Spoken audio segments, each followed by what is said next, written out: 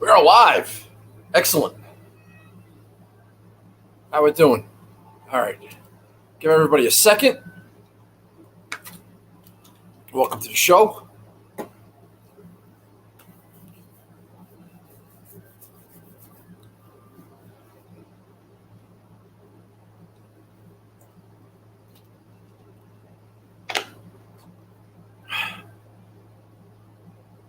How are you? I'm okay. Thanks. Uh, I hope everything. I hope everything got posted. Oh, there we go. Kyle Dotson, what's going on, buddy?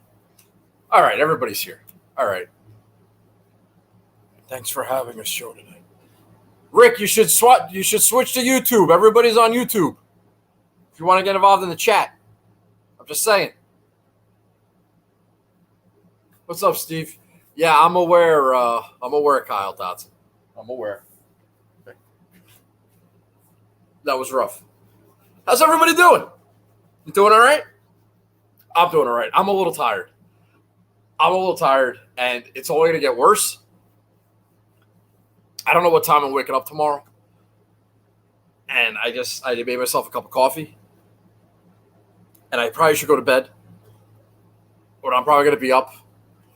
And it could be bad. It could be sloppy. But I'm off from work tomorrow, so it doesn't matter. It really doesn't matter how late I stay up or what. I don't have to go to work. So we'll figure it out after the fact. Adam Ramos. Is that Adam? You homos. Come chatting on my show. And I'll kill you. All right? Did I miss anything? Charlie, big win.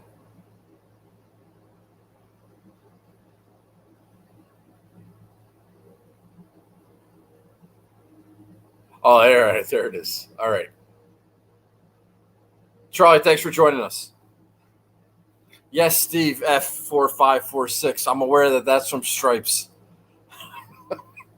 Adam, this type of bullshit I got to deal with. All right. I am going to spend a very, very, very minimum amount of time on the John Deere. I have to say, though, felt pretty good. Felt pretty good to be in the mix, not be totally dead on Friday. I mean, it really would have been nice if I didn't get that late bogey on Friday morning. It was because it was in the morning, it wasn't late. So you knew that cut line was going to fall, and I needed to get to 4.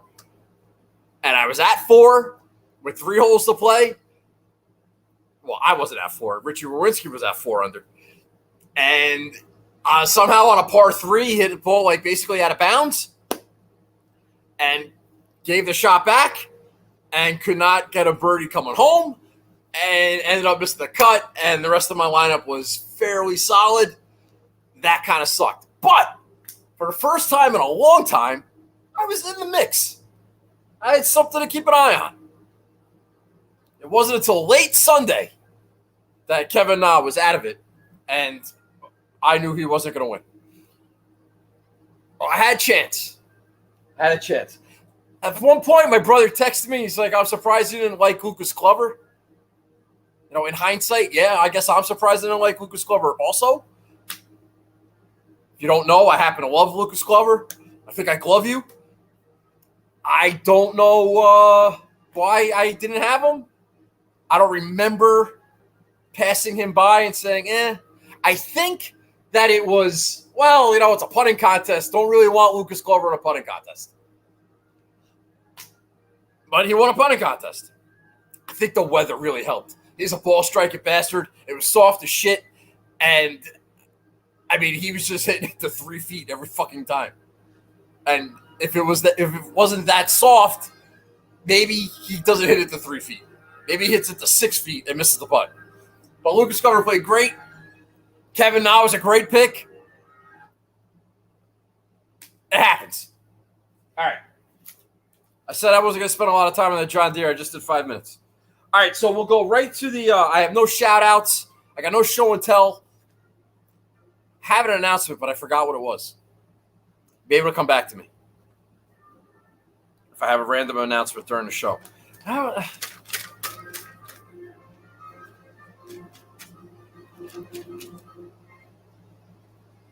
Shit. I'll remember. I don't know what my announcement was. All right. Listener League. Let's do the Listener League. Close the book on the John Deere. And then we'll do some open stuff. How's that sound? That sound good? Sounds good to me. All right. Cheers. Thanks for hanging out. I want to get this show done and posted because the thing starts in like 4 hours.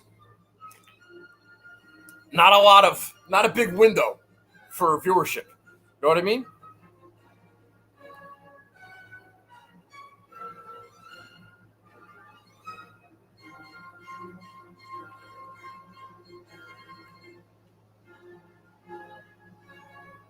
Who said that?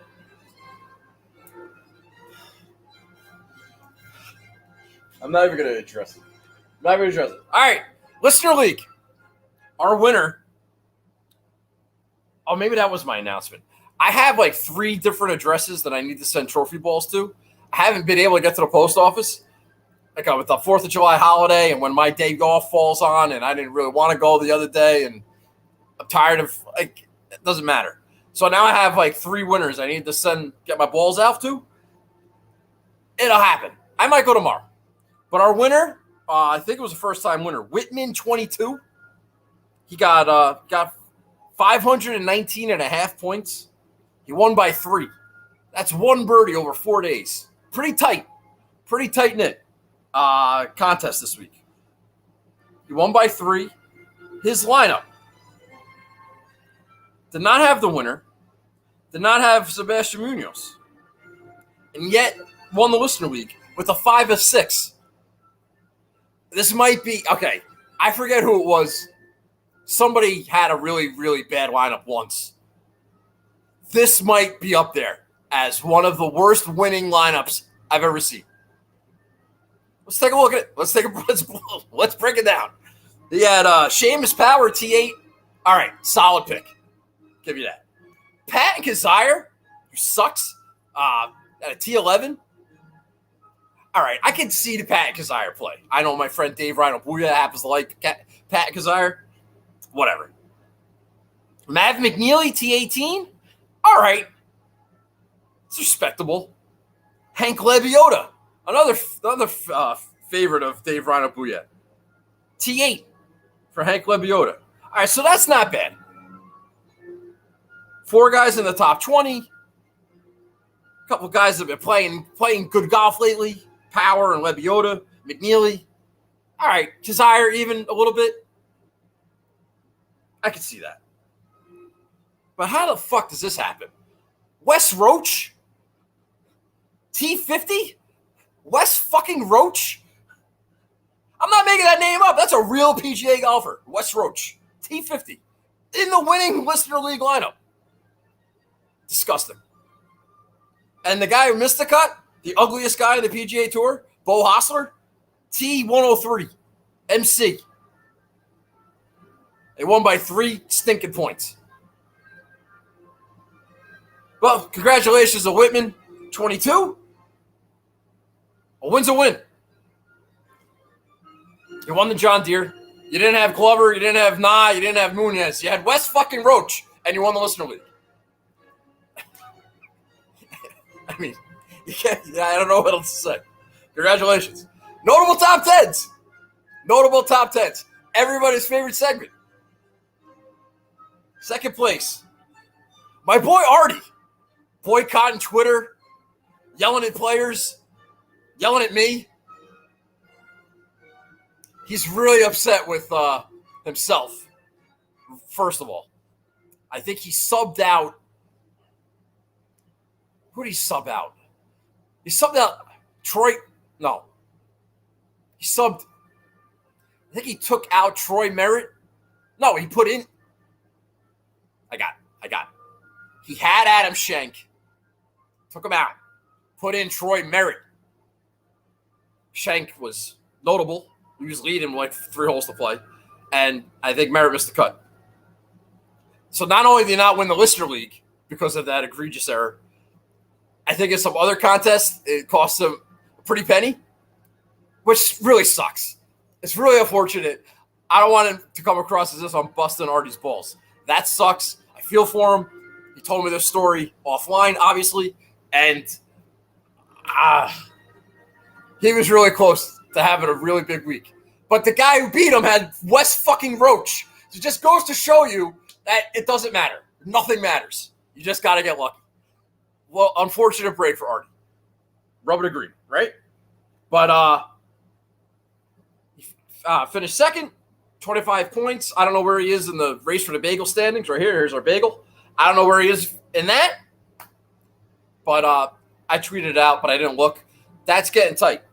And the reason it's getting tight is because in third place, Tompkins RM, Ryan Tompkins, who is leading the Listener League standings, race for the bagel, but does not have a win. He's like the Xander Schauffele of our Listener League, where he's just top 5ing every week, but doesn't have a win. Therefore, cannot win the bagel. Ironically enough. But he finished in third place, got 20 points. Ahmed 345, my buddy Ahmed, finished in fourth, got 15 points. Congratulations. M. Pendle, who I think has no affiliation with this show. I think he's some DK ringer, like a real one, that got in the contest like 2 years ago, is in the league, and joins the contest from time to time. But he's good. I think he might be a pro. He finished in fifth. He had 12 points. I think. I could be way off about that. The Wood, 87, former champion. He finished in sixth place, got 9 points. The famous FS, another former champion, finished in seventh place, got 7 points. Congratulations. C. McSporty, I think is a former champion. I want to say yes. I always get C. McSporty confused with Carter, and I'm sorry about that. I think. I could be way off. Tired. Finished in eighth place, got 5 points. Congratulations, C. McSporty. T. Avery 01 finished in ninth, got 3 points.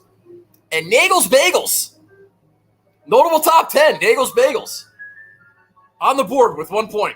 Congratulations to me. I'll have you know that if Richie Wawrinski makes the cut, now I don't know who else in the top 10 had Richie Wawrinski, so maybe I wouldn't have beaten them. So maybe I should check that before I say this. But Richie Wawrinski had 30 points. Say he scored. Well, if he makes the cut, if he does not bogey a par 3 after hitting the ball out of bounds on a par 3, I probably win the Listener League. But maybe not. I could be wrong. All right, so congratulations to all your notable top 10s. Standings have been updated. It's on my Twitter thing. Thanks to Big Red for putting that together. All right. We talked about my lineup a little bit. I was happy with Nah. It was a good one and done pick at the T2. This is the last segment in Josh's one and done. And I got off to a good start with a T2. I don't think a lot of people have Lucas Glover as the one and done pick. So maybe I could be in the running for a segment or something. All right. Yeah, because I'm not talking about that. We're done with the John Deere. Anybody having a problem with that? I don't care. We're moving on. All right? Right. Don't be the asshole that has a question late about the John Deere when we're all ready to move on. All right?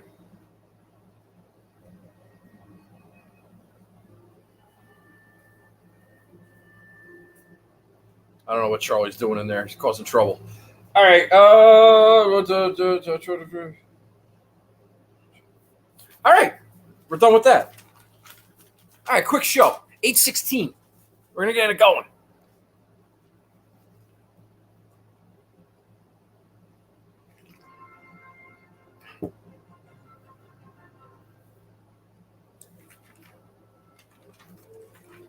Oh, here's a story.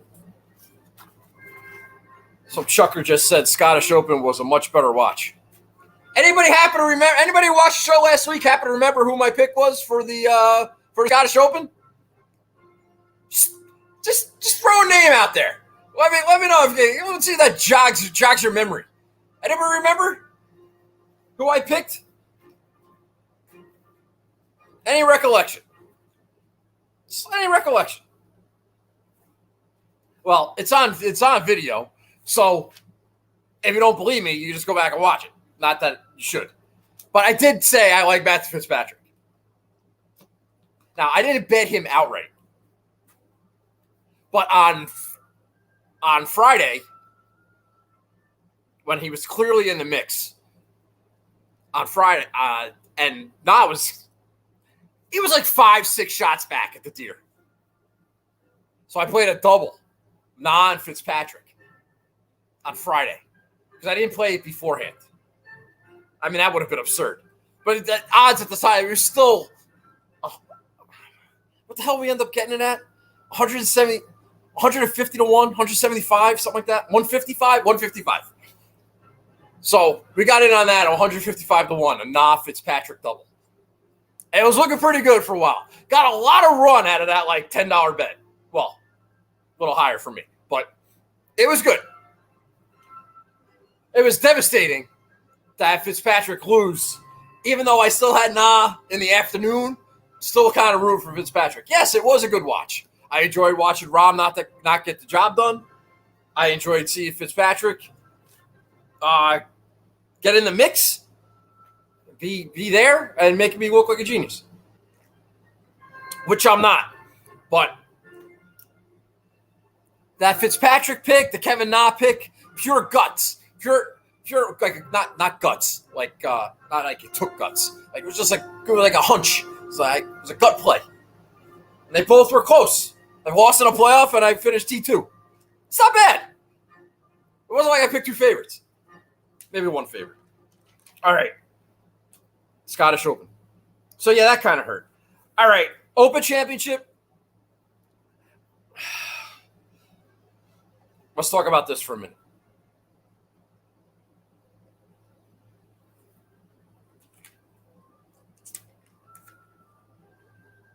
I don't know if that's a joke.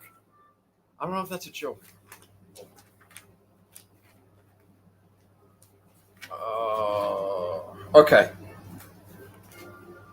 All right. In the past, in the Open Championship, I kind of put the Open Championship in the same mold as like the U.S. Open in terms of my expectations and my preparations and what type of player I'm looking for, and like a U.S. Open but with wind. So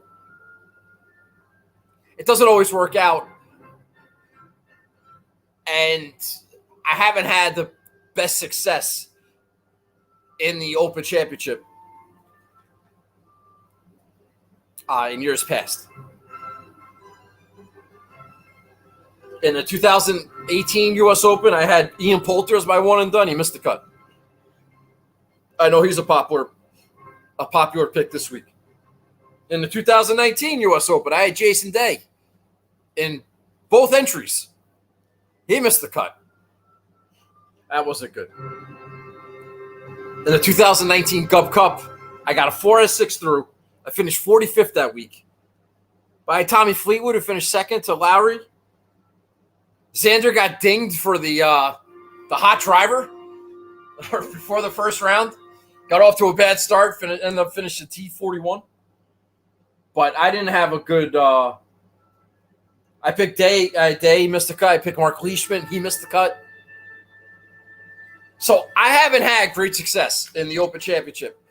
I had a bet on Xander the year he finished second at Carnoustie. He was like 150 to 1, something like that. That was early. That was 2018. That was like pre-Nagels Bagels Xander. I really enjoyed it. And I had that fucking crying baby. Anyway, so what am I looking for? Well, what I've been hearing, everybody's saying the same thing. A couple of things that perked my interest, though. I heard a lot of uneven lies. A lot of uneven lies. You know what that makes me think of? That makes me think of Augusta National and also Hawaii, and how there's that comp between the Hawaii, the tournament champions Hawaii, not Sony. I can't remember the name of the golf course. The Tournament of Champions, Hawaii. And Kapalua? Yeah, Kapalua.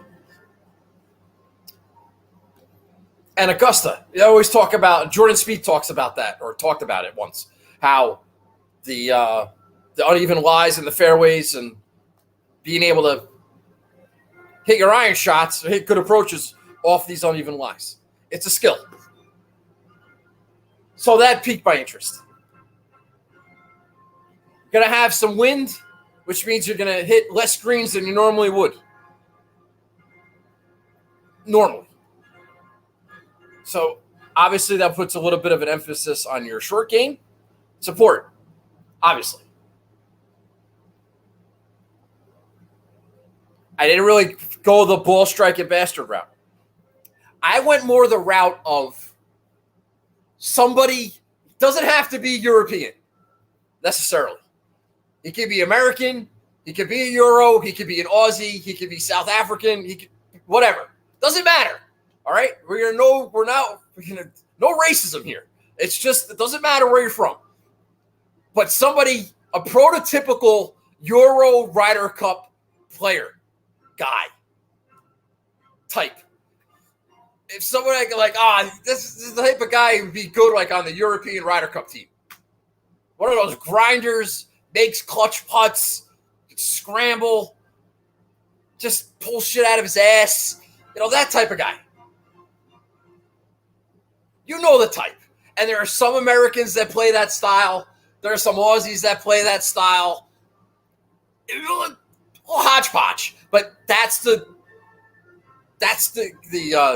gist of it. All right, so that's what I'm looking for. I did look at some ownership this week. I had to. Not so much for pivoting purposes or anything else. All right. I don't know if you saw the PGA Championship show I just said not Kiawah. Is it Kiawah Island? Kiawah Island. What's the one in Hawaii? Kapalua. Kiawah Island. The PGA on the Ocean course. That week, that show, I had said that I think that the conditions and the golf course are going to dictate a fluky situation in the top 10. That it's not going to be your prototypical, all the studs are going to be there.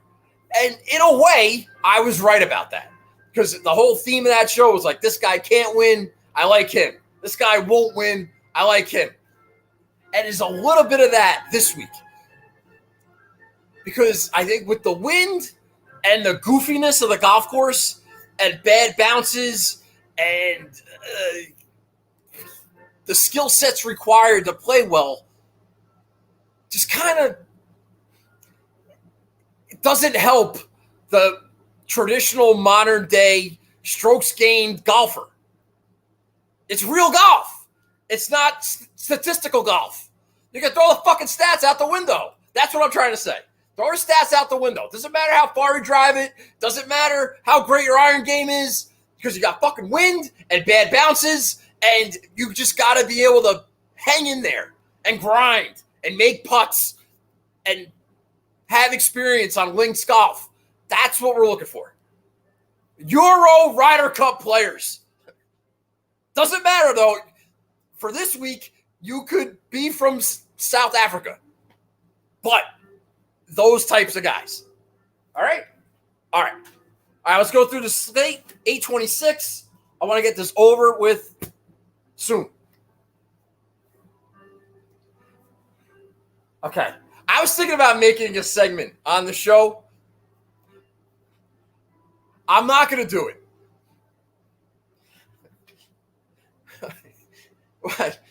There should be a thing where I just... All right, I haven't said anything. I'm just laughing in my head. I don't know how to say this. Jon Rahm.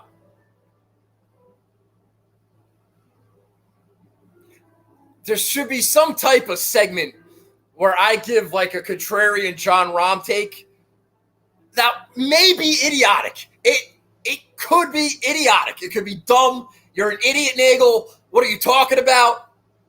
But it could be true. It could be true. There's a world in which it might be true. So I don't know.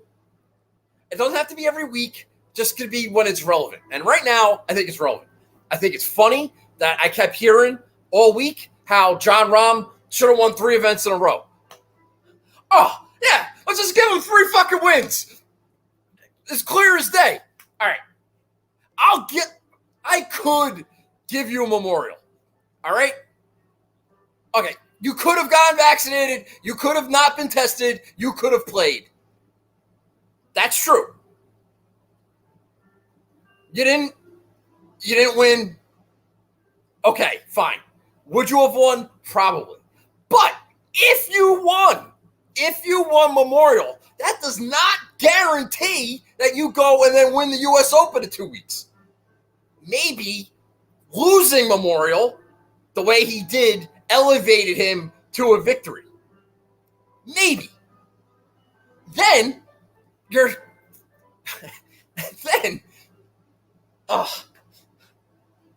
he won the U.S. Open. Congratulations. But he did hit the ball out of bounds on 9 and got a free drop. All right? Louis did kind of choke away by hitting the ball in the shit on 17. Those things did happen. It wasn't like, and he did make 2 bomb putts on the last 2 holes to win. Congratulations. Got the job done. Can't say anything. But I am. It's not like he ran away with it.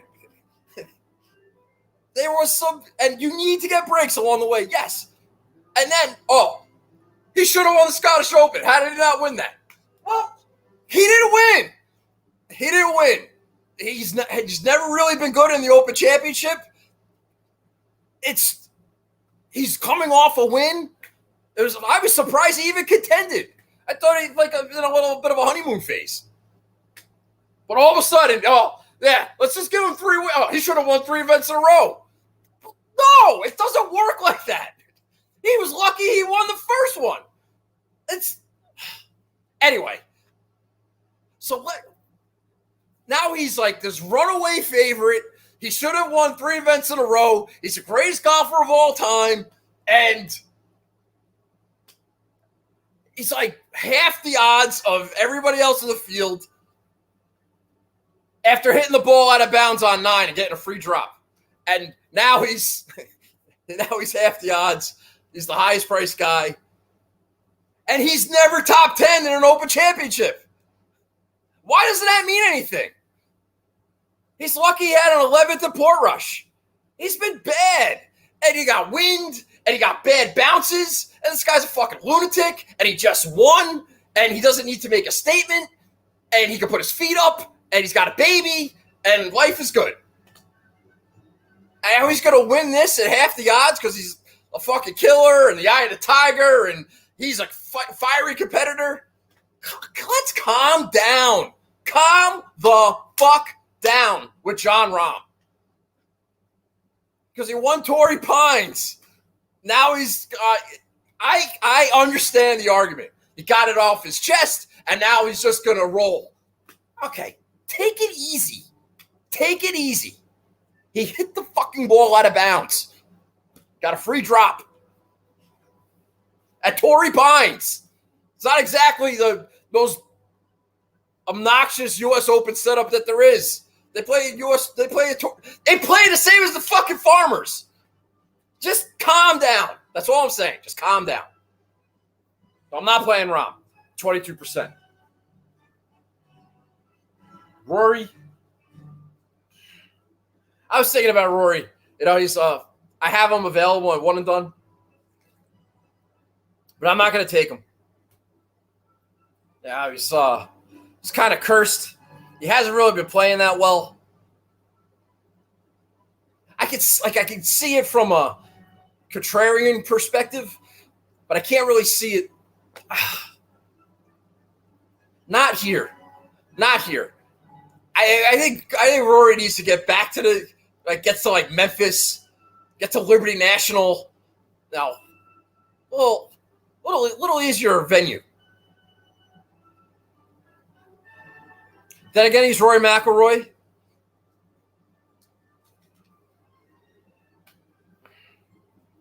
I don't really have a strong opposition or a strong take. His ownership's right. I mean, he's a low-owned guy. You want to zag there? Everybody's zigging. Go ahead. But I didn't do that. Brooksy. I said last week's show, I don't know what Brooks is doing. I know Charlie likes him. Some may say that's a bad sign. It's a very popular pick. I think it's maybe because he's top 5 his last 2 events, the Travelers and the U.S. Open. Listen, if you have a lot of uneven lies, this might be a tough walk. Maybe his knee's not right. This isn't exactly it's been a good event for him. It hasn't been a great event in comparison to the other majors stateside. And, Jenna's not there. The chefs might not be there. He doesn't really like the golf course. Now, Brooksy's the type of guy that those types of things may not affect him. It's a business trip. Maybe he could focus better. I don't know. But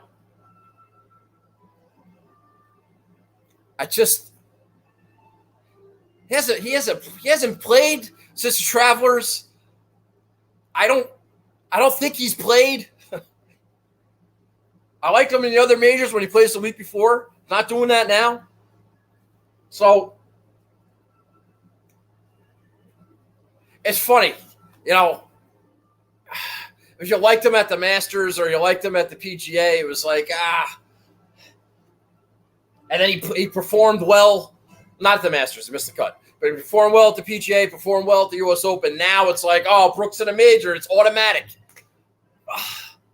Now it's like it's the opposite. Now that he's automatic, now it's like, maybe he's not automatic. But at the PGA and at the U.S. Open, I don't know if Brooks is automatic. Oh, yeah, he's kind of automatic. Make the call. Charlie made the call. He likes Brooks. Go ahead. Play Brooks. I don't like it. I don't feel it. It's not my gut. Same thing with DJ. Fuck it. Doesn't matter. You guys know I'm playing Xander. I started my lineup with Xander.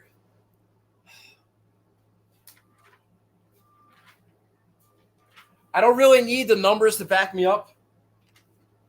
Xander Schauffele. Start my lineup. I'm going to – listen.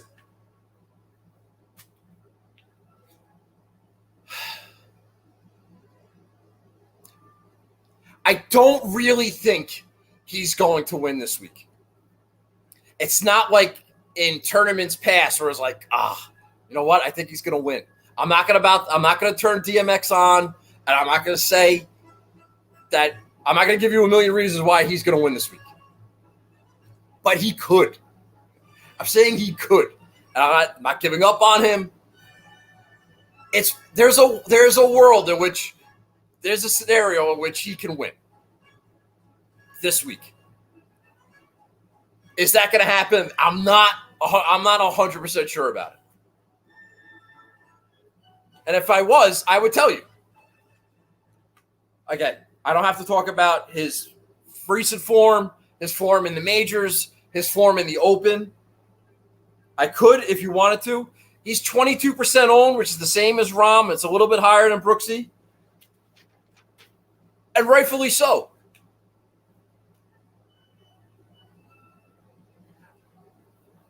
I would be stunned if he's not has a top 20 finish.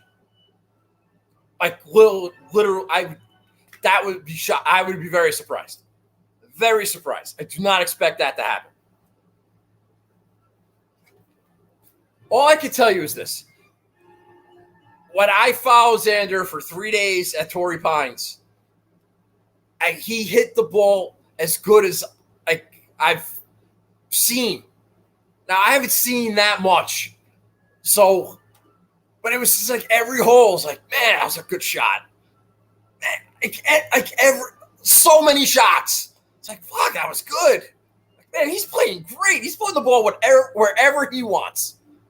And he missed a lot of putts. And he was fucking around with an arm lock and a new putter grip. And it was frustrating because he was doing whatever he wanted. I was talking to my friend Andy Lack on his podcast the other night, and we were talking about this.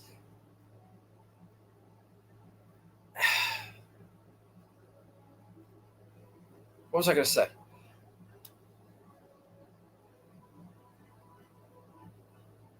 Fuck. I don't remember what I was going to say. Sorry, Andy. I forgot what I was saying.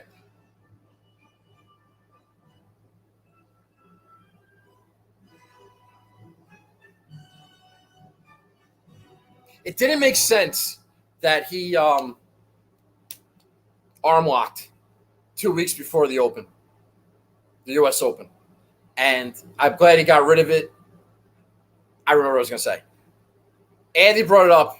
It's like maybe there's a scenario in which he knows, that Xander knows, that his team knows that he's like never hit the ball better in his life and doesn't want to waste it with these putting experiments. Let him go back to putting the way he is comfortable with because he's hitting the ball as good as he ever has. If that's true, if that's like what's happening, if that's the reason why he switched back, then yeah, he could fucking win this week. If he's doing it for another reason, then all right. Maybe he'll get some bad bounces or whatever. But if this course plays hard and the winning score is like 7-8 under par and he's got to deal with wind and goofy conditions and bad bounces, Xander hangs in there. Xander be a perfect player for the European Ryder Cup team. Be perfect. So there's a world in which he can win.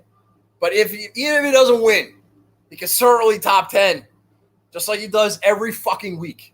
And that's why he's high owned, at least at DraftKings.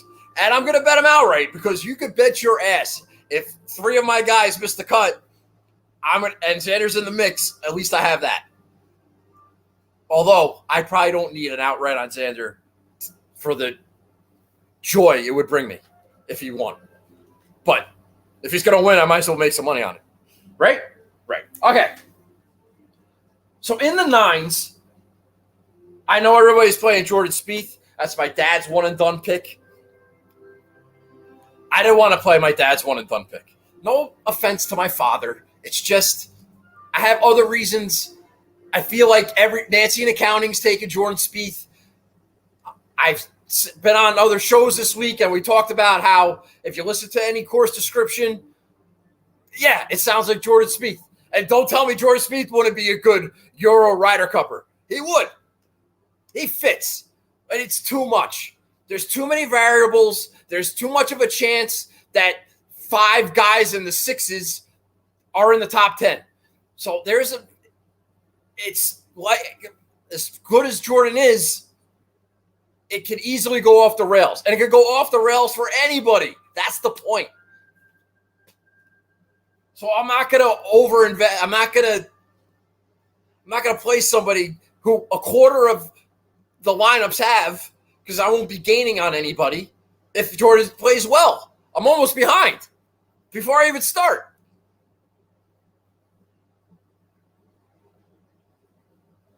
I definitely don't like Bryson. I shouldn't have to explain why I don't like Bryson. On this golf course, I don't care what his odds are. He could be 100-1. I'm still not going to bet him because I don't think he fits. I don't think he fits the golf course. I think he's got equal length sand wedges, and that's going to be a problem.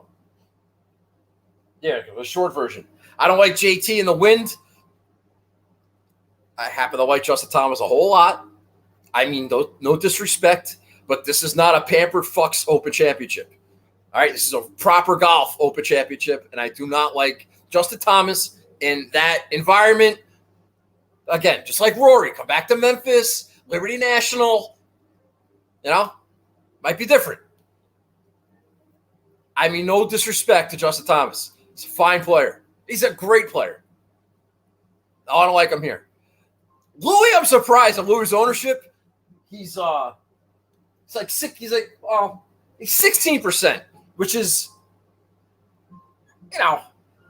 it's higher than I thought for 9,300. I thought I might get away with like a sneaky Louis. Like, he's priced too high. People like to play an $8,000 Louis, not a $9,300 Louis. Nah, they like a $9,300 Louis. People love course history, event history, whatever. Fine. People coming around the Louis, that could be trouble. That could be trouble. 16% on Louis, trouble. Now, I said that in both majors previously, and he finished second in both of them. So, you want to take a camp chance on Louis Oosthuizen? Have a good time. Morikawa and Hovland, I put them in the same boat. I thought about Hovland just from I have a Hovland available on the one and done. I passed on him. But I was trying to build a case for him. I can't play. He's a Euro. He's going to be a Euro Ryder Cupper. But he's like an American. He's an American Ryder Cup player. He's not a Euro Ryder Cup player in terms of his game. And I just can't get over that hump. Couldn't make a good enough case for Victor Hovland with a short game and never playing in an Open Championship. I just couldn't get there. I don't think before last week, which technically shouldn't even count as a links golf course at the Scottish Open. I think. Don't quote me on that. But I think I heard Morikawa say you never even played links golf before. No. I want to see some reps from these guys. See how they play. See how they react. They may not like it. Now, some of them may like it. There may be a debutante that plays well. Yeah. Which one? I don't fucking know. And I'm not going to go all in on my lineup to try to find out. That's just dumb. That's poor roster management. So that leaves me with Tyrrell Hatton. I like Tyrrell Hatton. Well, I'm trying to convince myself that I like Tyrrell Hatton. I have him available in my one and done. He is a top 10 player. This is a top event. I'm going to use Tyrrell Hatton as my one and done pick. I'm betting him to win. I know Ben Coley picked him. I know Jeff Feinberg likes him. And I know that I like him. Well, I'm hoping. But if Xander wants to win, that's fine too. The point is that I think Tyrrell Hatton is top 5. I'll say top 5 best links player in this field. He's got enough experience. This is his 9th Open Championship. Now, he's got 5 missed cuts in the Open Championship. So you may think, that sucks. And it does. Okay. Those were his first 5 Open Championships. Eat some reps. Eat reps. Links golf. In the last 4 years, he's got a 5th place and a 6th place. And a 51st. And 1 miscut. Improving. He's always been bad in majors. It might have, like a couple of years, 4 or 5 years ago, he might have popped up in one early in his career. But notoriously, Tyrrell Hatton has been bad in majors. You can't really argue it. But this year, 2008, 2021, he's got an 18th at the Masters, a 38th at the PGA. He missed the cut at Torrey, but it was a 70 and then a 78 on Friday. Kind of went off the rails on Friday a little bit. He's got a 6th place at Shinnecock. If that means anything, that was pretty fucking hard. They had some wind at Shinnecock that year, and he finished 6th. He's won the Alfred Dunhill Links twice and finished 2nd once. He won at Arnold Palmer. Now, you may say, Nagel, what the fuck are you talking about Arnold Palmer for? Well, that's usually a hard event. It gets windy down there. I don't know, just a wind reference. He finished third at the Heritage. That's a coastal track. Does that mean anything? Probably not. I think the year he finished third, it was the restart. And he's coming off like surgery. Steve Shermer, if you're watching this, don't yell at me for I'm not saying the Heritage is a comp course. Just saying. Tyrrell Hatton finished third at a coastal course. Use that information any way you like. Recently, he was second at Congaree and 18th at the Scottish. Had that tour, they had that Farmers. They had that U.S. Open in the mix there.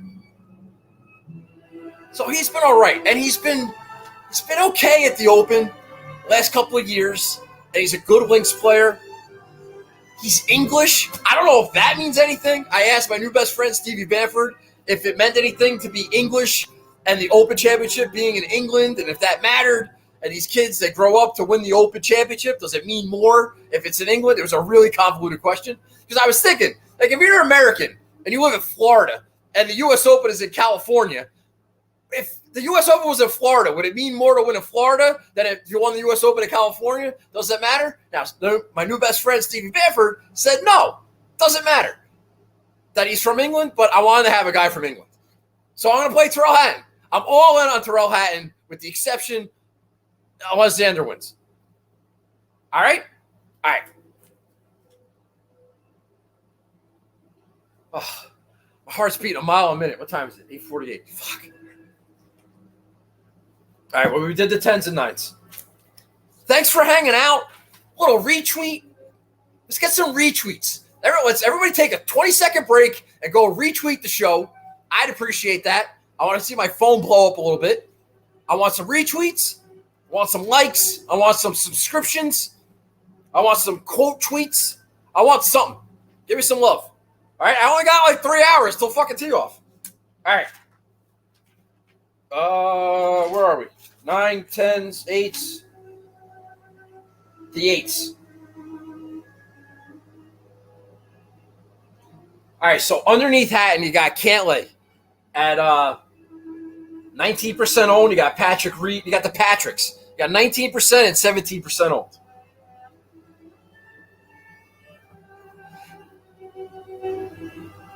Patrick Cantlay, there's this thing going around. Thanks, Charlie. Appreciate that. Don't think I didn't notice. There's this thing going around with Xander and Cantlay, how they're basically the same. And if Xander's odds are double or half of Cantlay's, and they're interchangeable. You know what? F you. That's bullshit. Cantlay's got 2 top 10s in majors in his career. Xander's got like a fucking 9. It's not close. It's not close. You may say it's close, and they're friends, and they're teammates, and I'm not trying to say anything bad about Patrick Cantlay. It's not close. Xander's his record in the majors is so much better than Patrick Cantlay's, and that matters. That fucking matters.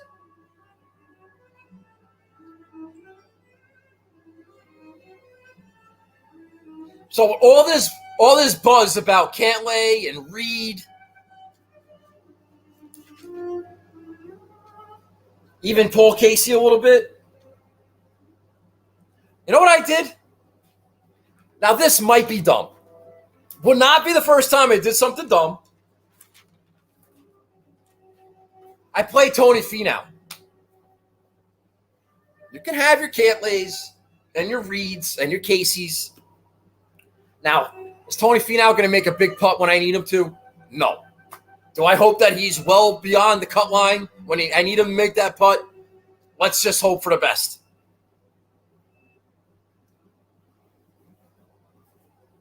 His last 5 events, an 8th, a 20th, a 32nd, and then 2 missed cuts. So is he going to miscut his 3rd event in a row? I have to think it's unlikely. Now, he was bad at Torrey. Bad. Ask Charlie. Charlie knows. This is the angle I'm going for. I'm going for coming in off 2 straight miscuts, a bad U.S. Open at a place where he should play very well at, and he did not. He missed a cut in a major for the first time in a couple years. His last 7 majors, 3rd, 4th, 8th, 38th, 10th, 8th, missed cut. So he missed the cut of Torrey, missed the cut of the Travelers, and now he's half the ownership of Reed and Cantlay and Casey, and I think that's a mistake. In the Open Championship, his last 4, 18th, 27th, 9th, 3rd. That's pretty good. Those are his first 4. What's he going to do his next 4? I like Finau a lot. Now, I don't think he's going to win. If he did, that would be very similar to like a Phil winning at the Ocean Course. This would be wind-related, carnage-related. Finau just survived. But I don't expect him to win. I do expect him, though, to be relevant, make a cut, and finish in the top 20, and I'll take it. At 9% ownership. Roughly. Feel like I'm getting Finau at a discount. I'm getting one of the better major players at a discount. Because you all want to play Patrick Cantlay, who apparently is the same as Xander, even though he's only got 2 top 10s in a major in his career. Egregious. An egregious take.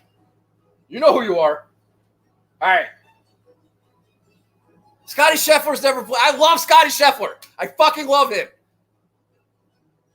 Never played here before. Been great in the majors. Fantastic. I'm waiting for the other shoe to drop. Might never drop. He's that good. But it could drop this week. Could get some bad bounces. Wind blowing your ball all over the place. It's on the table.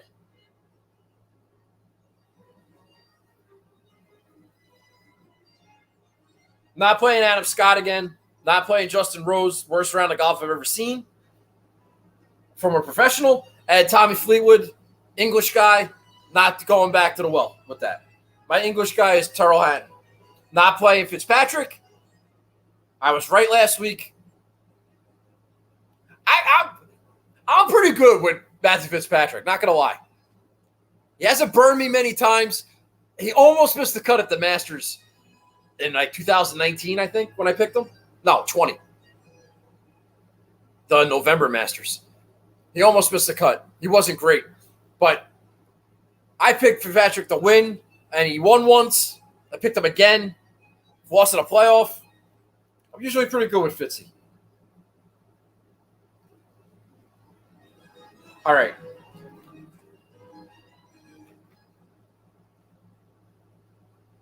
So those 3 guys were locked in for most of the week. I was never not going to play Xander. Once I got on Hatton, I'm not going to get off him. He's going to be my guy. And I like Finau a lot, especially after all the love with Reed and Cantlay and the ownership advantage. I love Finau. So the one guy I loved in the 7s.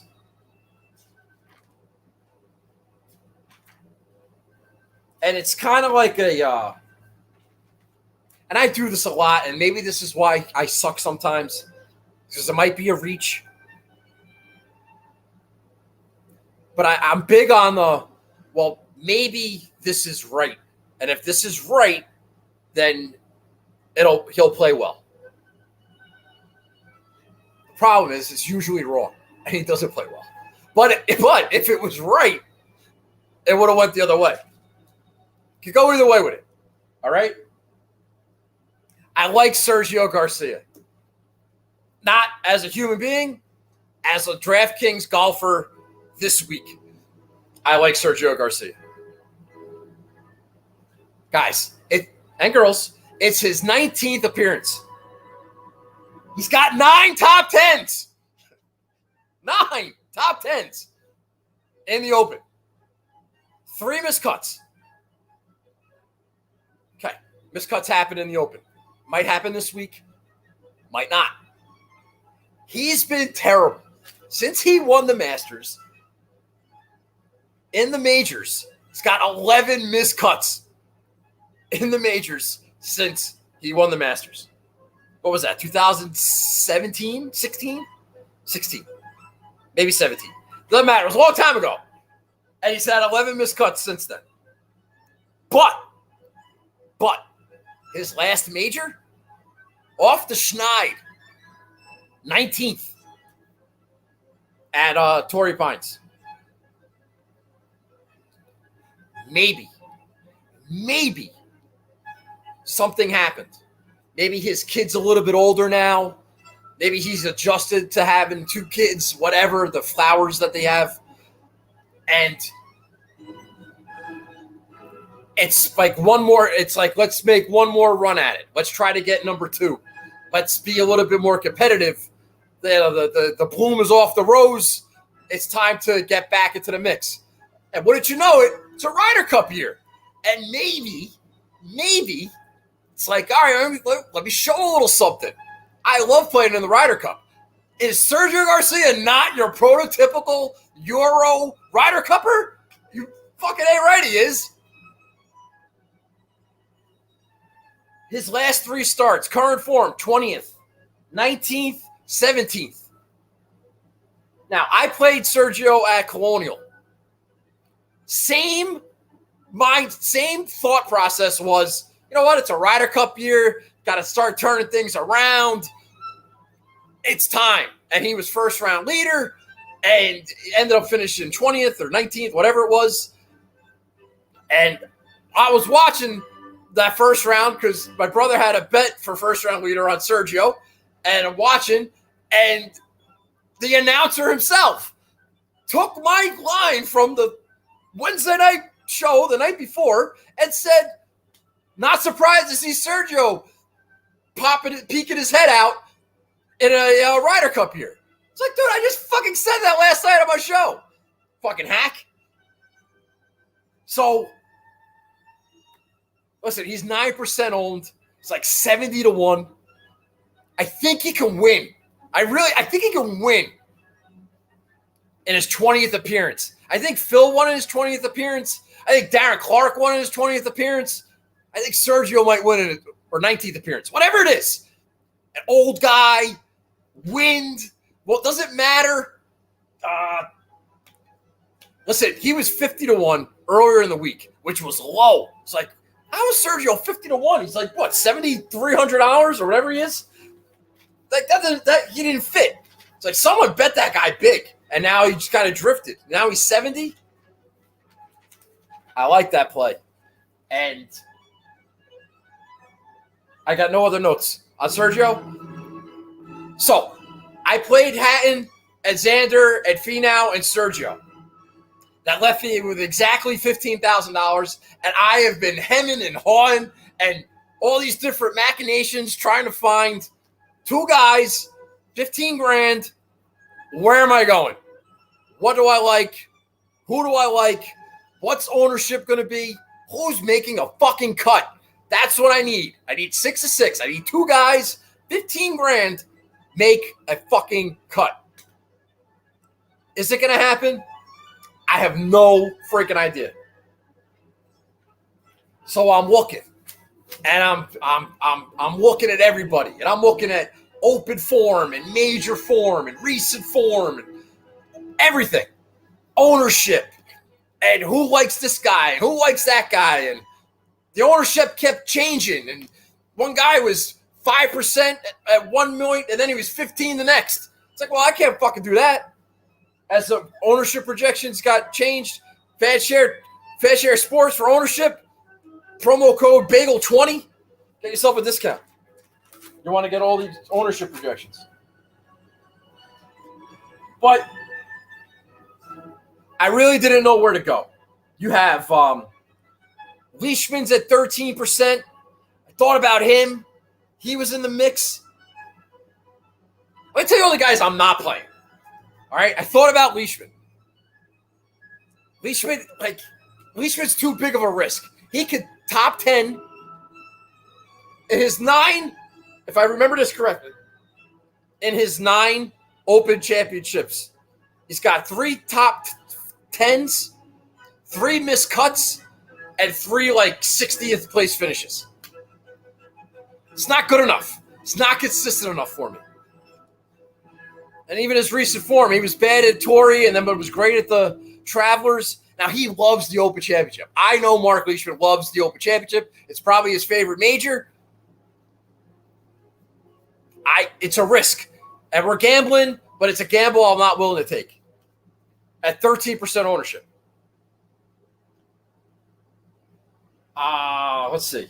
I don't like Neiman at 15%. I don't like Abe Answer at 13%. I don't like Daniel Berger at 15%. I thought about Bobby McIntyre. Kind of a newbie. He was good in the Open last year. He's been good in the majors. I don't think he's missed a cut in a major yet. He's kind of like a Nancy in accounting, though, type of pick. Everybody thinks they're so smart picking Bobby McIntyre. All right, we'll see how smart you are. Harris English, 17%. That makes 0 sense to me. I don't understand. Harris English is not a prototypical Euro Tour player. Now, I know I talked about uneven lies, and I know that he played well he won the Century Tournament Champions. I get that. That is a check mark in the favor of Harris English. I'll give you that. He performed well at Winged Foot. I'll give you that. I'll check that box. Performed well in majors, uneven lies. But he hasn't been great in the Open Championship. And it's fucking Harris English. And I don't care that he's ranked 12th in the world. He can be ranked 1st in the world. That doesn't mean that doesn't mean it translates. At 17% owned? Come on, man. There's your Cameron Tringali of the week. Harris English. I know people like Brendan Grace. Couldn't get there. I can understand it. I know people like Ian Poulter. 10% owned. Again, I went with Sergio. You can make the same arguments you're hearing for Ian Poulter, you can make for Sergio Garcia. Oh, it's a Ryder Cup year, and he's a grinder, and prototypical Euro Tour player, Ryder Cupper. Yeah, I understand all that. Oh, I'm going to play Sergio instead. You're making my case for me. So in the 7s, I liked all those guys. I thought about those guys. I didn't think about some of them. But I had McIntyre in there. I had Leishman in there. Let's see if I don't know if there's anybody else.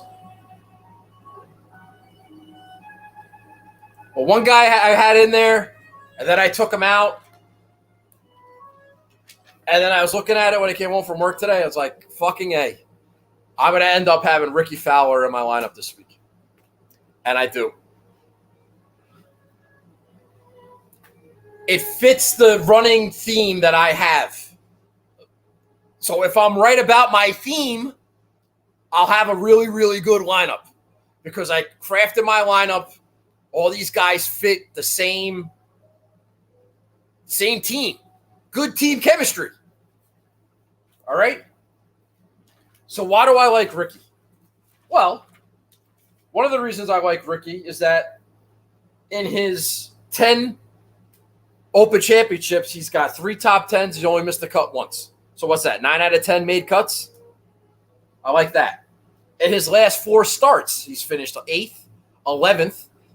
Everybody's like, oh, Ricky's back. Oh, let's all play Ricky. Oh, Ricky's back. Let's go. We are farmers. Missed the cut. And then 32nd, last appearance. In his last 18 majors, the ones that he got in, 1 miscut, 6 top 10s in 18 majors. That's why Ricky gets so much shit, because he was always relevant in the majors and couldn't win. So he sucks, right? No. Okay, yeah. Yes, he sucks. But that's good. I'll take that this week. If he wants to finish 15th or 20th or 25th or even 30th, I'm okay with it. Make a fucking cut, Ricky. That's all you have to do. And if you want to contend and it gets all windy and the golf course is blowing everybody out to sea and you want to make pars, you want to grind, you want to make putts, by all means, Ricky, go for it. Fucking go for it. Ricky, Tony Finau, go for it. Contend. You can't win. Xander, you can't win. Go contend. I'm happy with that. He's 5% owned. It's 5. It's 5. Bob McIntyre is like 12. Ricky just finished 8th at the fucking PGA Championship. McIntyre was what, 40th? He just dusted him at the PGA. And he's half the ownership? It's a good play. It's smart. If you really think about it, it's kind of smart. Why are you playing Bob McIntyre? You're Ricky half. And in the last major, Ricky dusted him. That's all I'm saying. Something to think about. And you can say that about a lot of these guys in the 7s. So Ricky is the guy. All right, so that left me with, I don't know, I played Ricky at 7,300. Left me with like 77. So if I wanted to play Leishman, I could. And I have no money left. I could have done that. But again, not consistent enough for me. So I went back to my old friend. Kind of old reliable, to be quite, if we're being honest. This guy made a cut for me at the U.S. Open. He's made some cuts for me when I needed him to. Grinder, a Euro player, good in the wind, makes some miracle putts, pulls putts out of his ass.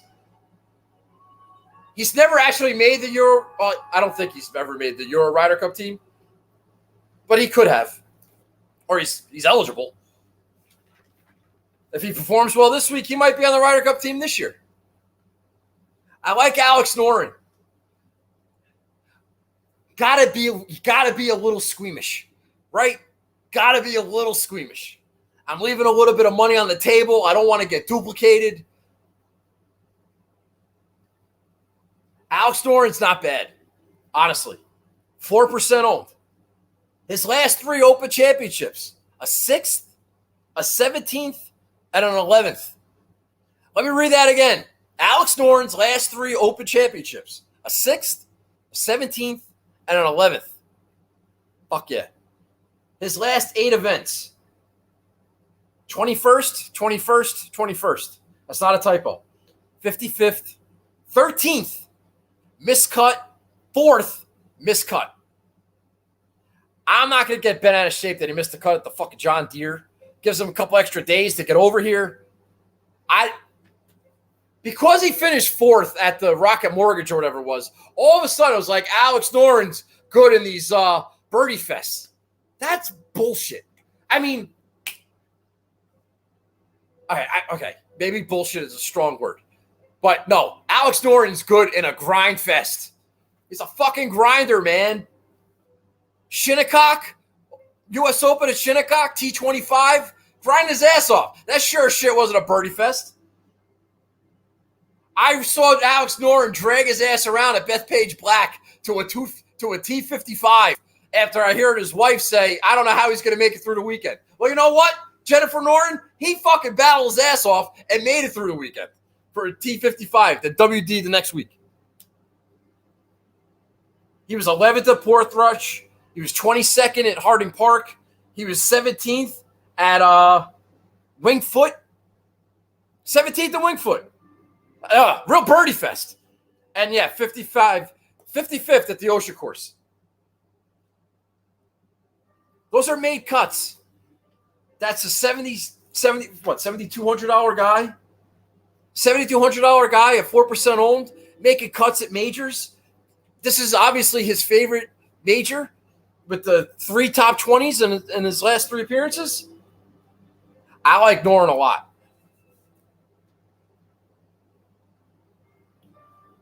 So that's my team. I have Xander, can't win. Hatton, that's my pick. My one and done. Finau, can't win. Sergio rise from the ashes in a Ryder Cup year? Maybe. Ricky Fowler, can't win. Alex Noren, doesn't even have to sniff contention. Make a freaking cut, Alex. That's all you have to do. Grind your ass off, make a cut, have a good time. You want a top 20 again for a 4th straight year? By all means, go ahead. So a lot of losers. And I'll admit, it's kind of like what I said about the PGA Championship at the Ocean Course. You had Louis up there who can't win. Phil Mickelson, 100 years old, can't win. You got Brooks walking around on one leg, can't win. And they were all in the mix. And one of them won. And I think, and you didn't have Rahm, and you didn't have Dustin, and you didn't have JT, and you didn't have Rory, and you didn't have Xander, you didn't have Bryson, you didn't have any of those guys. Well, you had Brooks. On one leg, who nobody liked. That's the point. And I think that might happen again. I like Sergio for a bomb. I like Hatton. And we'll see. We'll see. A lot of bad bounces. A lot of, just a lot of randomness. Unpredictability. My brother said Tyrrell Hatton, well, I'm worried about his head. Okay, well, Jon Rahm is the fucking favorite by a million, and you don't think he's got a head problem? Both of those guys are fucking psychopaths. If Rahm's a favorite, everybody thinks he's going to win, and he should have won 3 events in a row, and this would have been his 4th, and he's the greatest golfer of all time. Then it's not going to affect him, but it's going to affect Tyrrell Hatton. Give me a break. Give me a fucking break. So it's not as, what if you're wrong about that? What if you're wrong about Tyrrell Hatton not being able to handle it mentally? What if you're wrong? What if he can handle it mentally because he loves links golf and he's used to it and he's from England and this is his time and you're wrong? Well, if you're wrong, that means I'm right and I have him and I'm going to have a good week. That's what that means. And that's what I'm playing. And if you don't understand that concept, I can't help you. I don't know why you watch the show because you clearly don't understand how this works. That's how it works. All right? Thank you very much. Show's over. I got to get this posted. I am fucking flying high on a half a cup of coffee. I got to get my bets in. I'm going to bet Xander. I'm going to bet Hatton. I'm going to bet Sergio. And that's pretty much it. So hopefully one of those guys wins. And hopefully the other guys make the cut. And I have a good week. And we'll see. I'm in a million contests. We'll see. So thank you for watching. Please subscribe. Like the episode. Share it. Retweet. Quote tweet. Anything you want. Anything you want. I would appreciate it. So thank you very much. I'm going to hit the new comments button. And then if you have anything you want to say to me, you want to talk about anything, you want to get a thought on a guy or two or whatever, we'll do that for a couple of minutes. And then I'm leaving. Because this shit starts in like 4 hours. All right? So good luck this week. Thank you very much. And I will talk to you next week for the 3M. All right? All right. New comments. What do we got? Lots of energy this week. All right. There you go. Thank you, Charlie. I appreciate that. I'm a big fan of yours as well. Damn right. Damn right. Adam, I don't know what you're talking about. Damn right. I don't know. Is that a quote for something? A lot of energy this week. Yeah, dude, I'm fucking flying. I've been doing shit research for 3 days. That's all I've been doing. I got to get back to reality. But now I'm going to be watching golf for 4 days. And then I got 3M shit to do. It never ends. Bent grass greens, by the way. Big agronomy lesson. I think Adam Schenk's going to be a favorite. He's like from that area, son of a sod farmer. I like Schenk last year. I think, why am I talking about that? Doesn't matter. One of my best shows. Well, that's from my brother. I don't know if that counts. Thanks for your efforts. You're welcome. I bet like a dozen guys, if I don't cash, I'll be disappointed. Steve-O, we're going to win the pay-to pool, buddy. We're going to win the pay-to pool. All right? I don't know if it was one of my best shows, buddy, but thank you, I guess. I'm with you on Fino and Sergio. Less cash. Son of a sod farmer. Yeah, Adam Schenk. Adam Schenk. Look up his PGA bio. Son of a sod farmer. All right? One good reason to bet Xander over Rory. Because Xander's like fucking awesome. He might win. He'll top 5 and Rory won't. He's going to beat him. Pete Alonso by 3rd. Yes, do that. Steve, we're already in the pay to pool. Picks are locked. We're going to win. It's already paid for.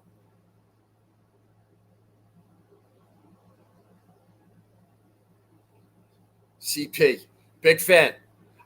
CP, I know you like Spieth this week. I wish you the best of luck.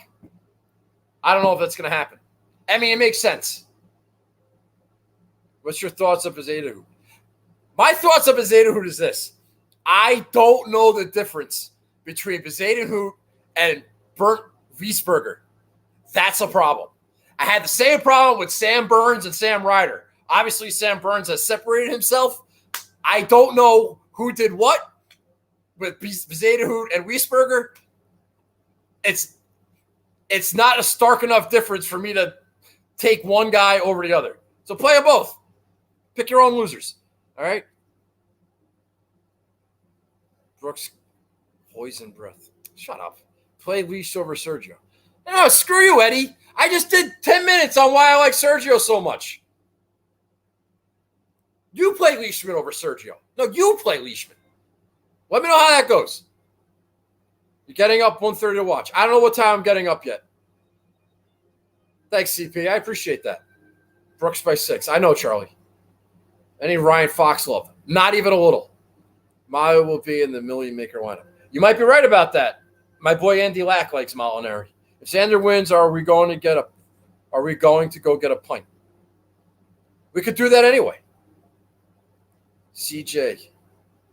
Hey, what's up, CJ? Bezadehout much better. Yeah, maybe. But so Wiesberger's pretty good too. Both of them both show up randomly at the top of a leaderboard, then they fade, and they're both not from here, and they got weird last names, and I don't know who's who.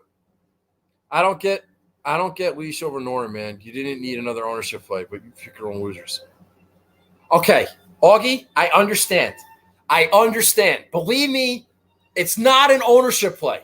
Noren's top 20 the last 3 opens, and as much as I like Leishman, and I know that Leishman likes the Open Championship, I've heard him say it in interviews, I've heard his caddy talk about it, I understand. It's a good spot for Leishman. It's not an ownership play. It's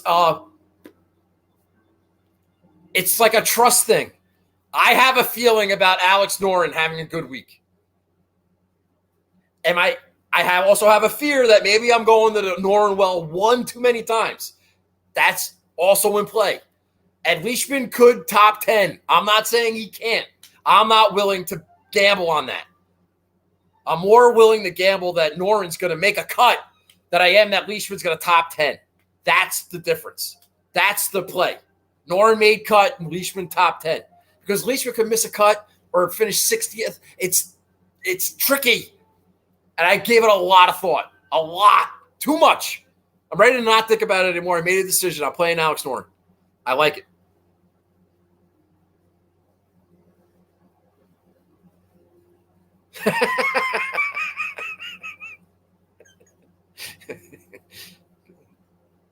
We have a 5:30 show. Steve, I don't know what channel it was on. Fitzpatrick ownership? Oh, that's a great question, CJ. I'd be happy to answer that for you. I'm seeing like 13%. In the future, you can go to Fanshare Sports, promo code BAGEL20. Tell them Nagel sent you. But Fitzpatrick's coming in like 13. It's pretty high at the $7,000 range. Same as Leishman, by the way. And it's only because of last week. Everyone's taking my guy now. Now I'm off. Like your approach this week. Oh, thanks, Stevie Rowland. That's S-Roll. Xander on a newlywed high. I saw Maya at Tori. I didn't say anything to her. I should have. I don't want security to take me away, you know? Like, get this guy away from my wife. You know, I don't want that. I could have said hello, though. Good answer. Thanks, Augie.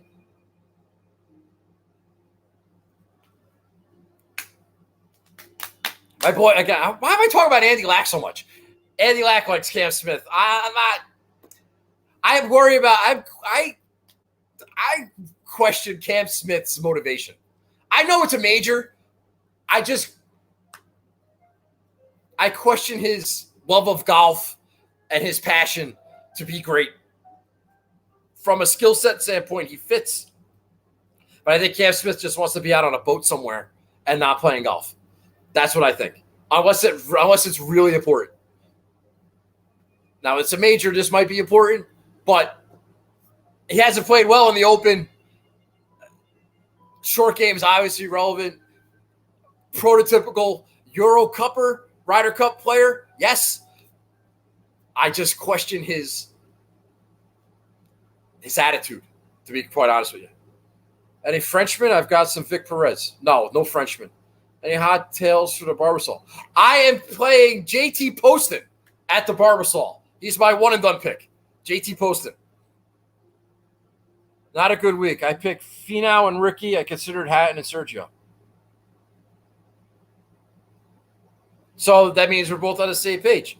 All right. Well, good luck. I like Fitz despite the ownership. Got to play my guy. Yeah, but too many idiots are playing your guy. That's the problem. How did he do with the John Deere? Who? Poison breath. I don't know who you are. I need you to introduce yourself. I need more information because you're annoying me. Do I know you? I don't think I do. I picked Finau and Ricky, considered Hatton and Sergio. So you picked Finau and Ricky. What's wrong with that? That's a good week. Just have your kid make your picks. Maybe he's asking about JT Poston? I'm an idiot playing your guys, my point, and Chad picked Reed. Yeah, you don't want that. I saw that tweet, and yes, I got off Reed. Chad texted me. I told him, he said that was his bet. I said, okay, well, then I'm going to pivot to Finau. And that's what I did. So, yes, I pivoted to Finau because Chad picked Patrick Reed. Yes. I don't care whoever you're asking about, how did he do with the John Deere? I don't care who that is or how he did it to John Deere. Augie, you want to change your picks because I picked them? By all means, I bless that. Ricky top 40 is a mortgage play. Oh, I see what you did there. And I hope you're right. You got to be careful with those mortgage bets. You know what I mean? Thoughts on Willett? I don't really have any thoughts on Willett. He hasn't really done much since he tweeted from a hospital bed. That's a fact. So I'm not really considering Willett for anything. Who's the easiest to high ownership fade for you this week? Harris English. By a mile. I don't understand that. Guy's never played. Okay, I slightly understand it. I don't understand the highest in the 7. That was the easiest one, to answer your question. Well, and Rahm. But I was never going to play Rahm. Ever. That's just not even, I don't even consider ownership when I'm picking my guy at the top. I usually only consider ownership like in the 7s or 8s. That's where I'll make my pivots. The guys at the top are just guys I think are going to play well. All right. Anybody else? Anybody else got anything? I'd like to get this posted. I really would appreciate some quote tweets, likes, subscribes, whatever, retweets, comments, anything. Anybody got anything else? Last chance. I'm going to turn this off.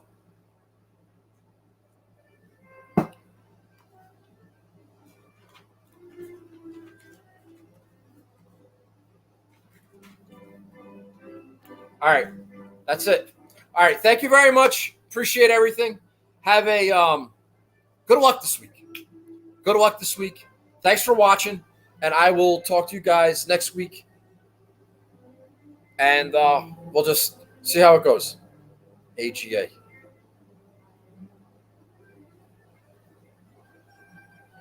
I don't know what that means. All right. I'm leaving.